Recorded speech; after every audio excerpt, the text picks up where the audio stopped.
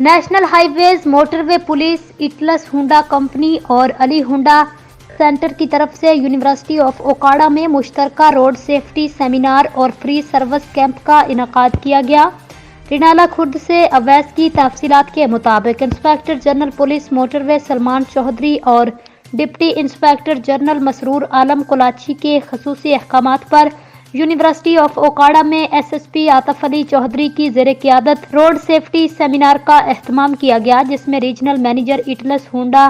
عدیل Ahmed, area sales manager Ehtisham Khalid, service manager Muhammad Tanveer اور proprietor of Ali Honda centre Azam Ali اور دیگر ہونڈا کمپنی کی ٹیم نے بھرپور شرکت کی، طلباء کو روڈ سیفٹی کے متعلق آگاہی فراہم کی۔ اس کے علاوہ کیمپ میں اٹلس ہونڈا کمپنی اور موٹر وے پولیس کی طرف سے